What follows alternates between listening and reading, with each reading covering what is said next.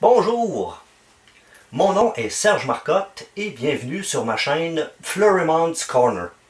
Fleurimont fait référence à la banlieue dans laquelle j'habite. Ce n'est plus une banlieue, ça fait maintenant partie de la ville de Sherbrooke, mais ça a déjà été une banlieue. C'est pour ça que j'ai décidé d'appeler ça comme ça. Moi j'habite à la même place depuis bien longtemps, c'est pour ça que j'ai appelé ça comme ça. Cette chaîne est dédiée exclusivement à ma musique. La musique que je fais de la musique depuis les années 80, la fin des années 80. Puis j'ai fait des démos, des petits, c'est pas des albums, j'appelle ça des démos. Et puis quand je vous ai fait ces démos-là à l'origine, j'étais pas censé partager ça sur des plateformes publiques. Mais bon, vu que ces démos-là en tant que telles ne sont pas complètement mauvais, c'est pour ça que je décide de les publier sur YouTube présentement. Je ne suis pas un virtuose. Et dans mes démos, ça arrive surtout dans les premiers, ça arrive, il y a des erreurs, il y a des fausses notes, en tout cas.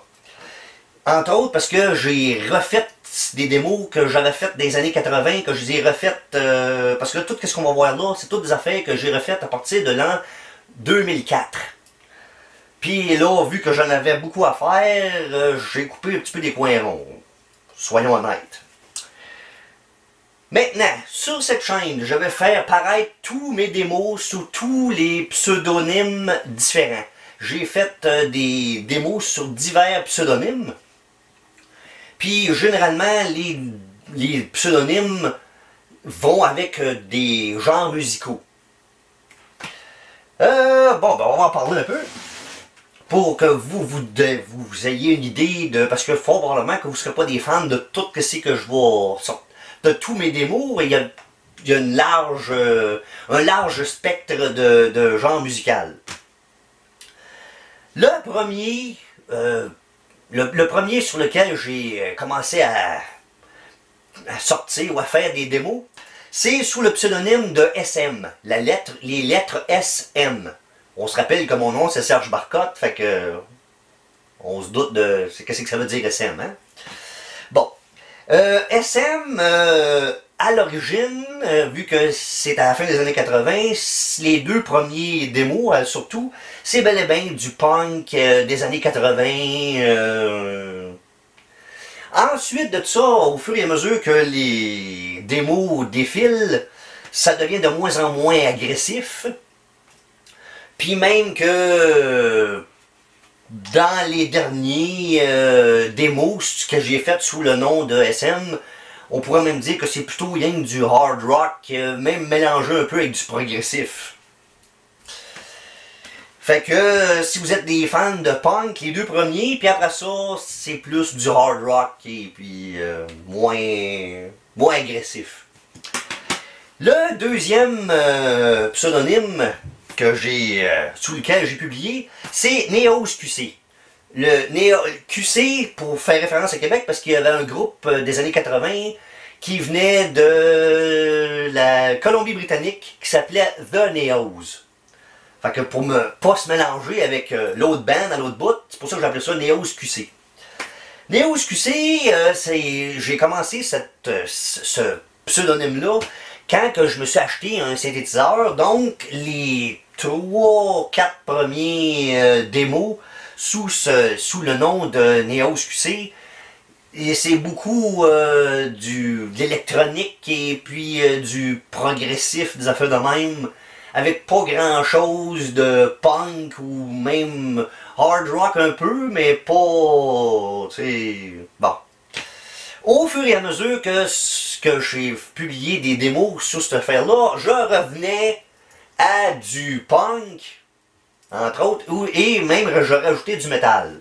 Fait que dans les 3 derniers démos de Neos QC, là, je réintroduis du métal, et même le dernier, No Hope de Neos, c'est vraiment un retour en bonne et due forme à du punk, et même du punk des années 90, plus que C'est plus agressif encore que les premiers SM.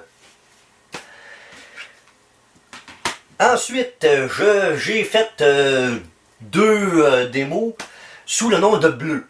Parce que là, c'est du blues. Bleu, blues, hein? Bon, c'est ça.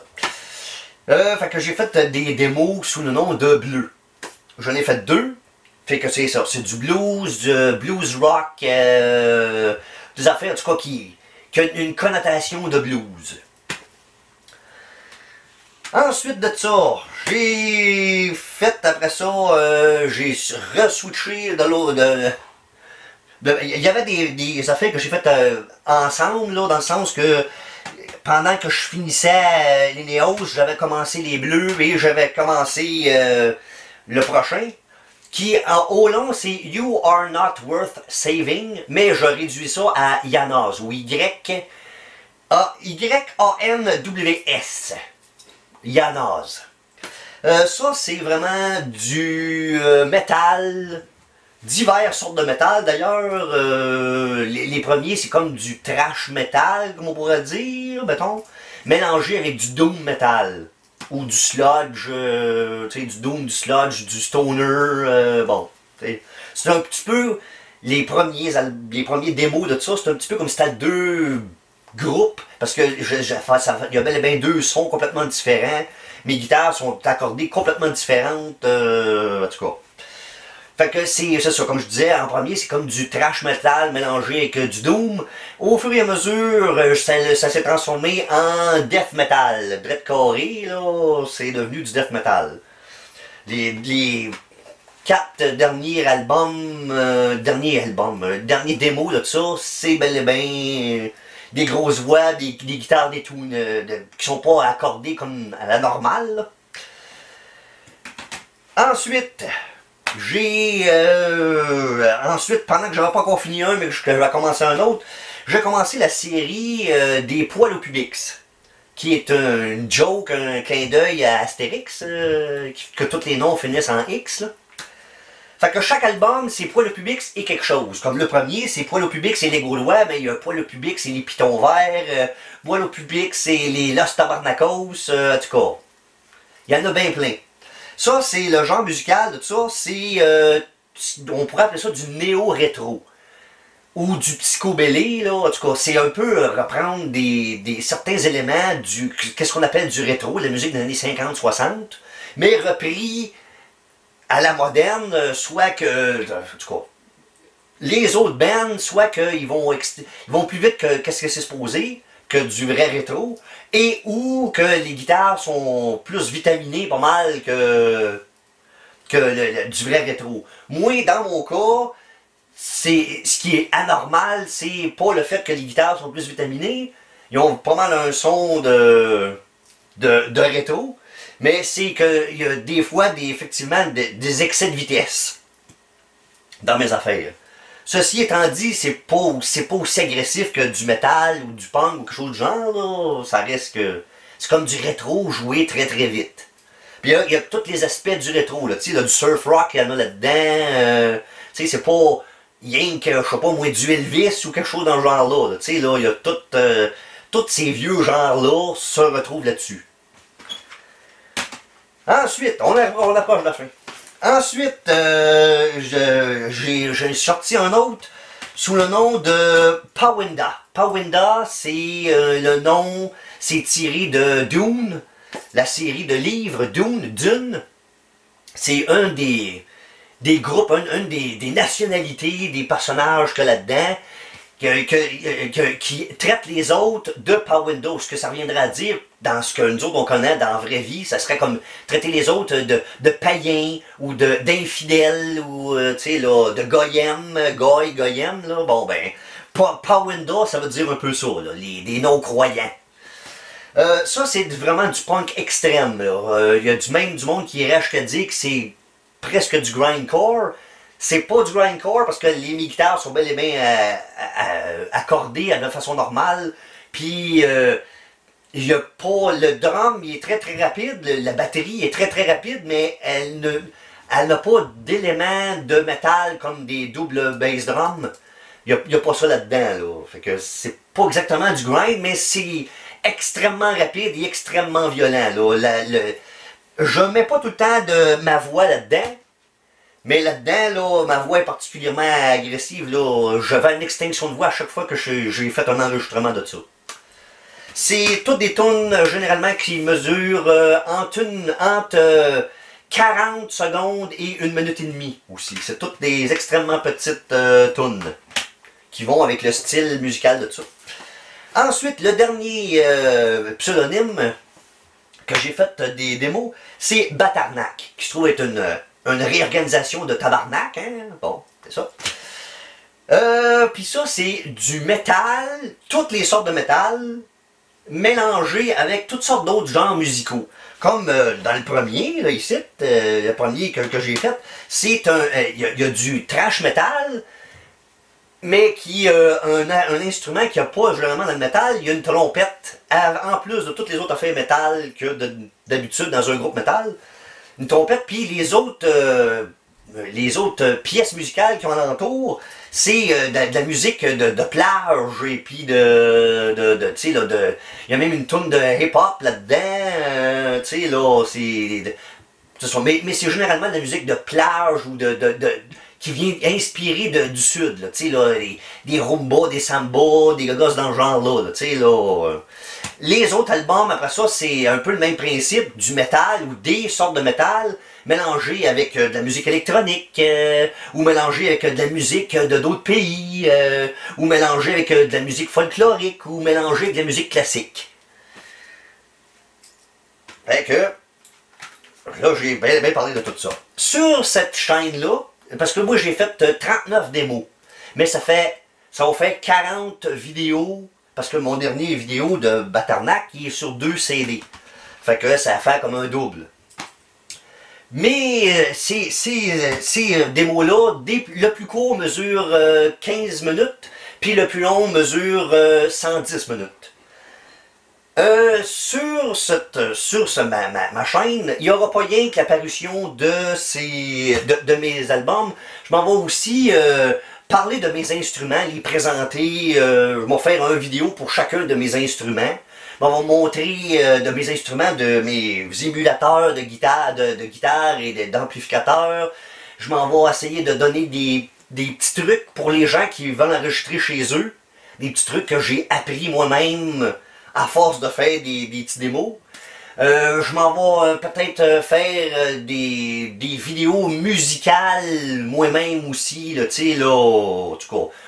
Je m'en vais rajouter du contenu de plus que rien que mes parutions. Ces affaires-là supplémentaires, ces affaires supplémentaires-là, je vais les faire rien qu'en français. Là, je me vais... Dans le sens qu'il va y avoir une autre vidéo explicative en anglais. Mais mes vidéos, quand je vais les faire, mes vidéos de guitare et compagnie, ça va être en français. Là. Je commencerai pas à faire des vidéos bilingues, c'est trop compliqué. Puis je commencerai pas à faire 2 fois la même vidéo, un en français et un en anglais non plus. Fait que, c'est ça. Fait que je pense bien que j'ai fait une bonne explication de ce qui se passe et ce qui va se passer sur cette chaîne-ci. Fait que je vous remercie d'avoir bien voulu regarder cette vidéo et je vous invite cordialement à regarder les autres vidéos apparaître sur cette chaîne. Il y a une affaire très importante à propos de mes démos que j'ai oublié de parler. La nomenclature, ou qu'est-ce que ça veut dire le titre de mes vidéos quand ça va être des vidéos de démos en tant que telles. La première affaire qui va apparaître dans le titre, ça va être un chiffre. Le chiffre, ça va être pour... c'est l'ordre chronologique que je les ai conçus dans le temps. Ensuite de ça, il devrait avoir le nom du pseudonyme ou du band le nom que je me donnais à ce moment-là quand j'ai fait ce démo-là. Ensuite, il devrait apparaître le titre du démo en tant que tel et potentiellement la date. Puis si c'est la date, je vais essayer de me rappeler de mettre la date la plus récente.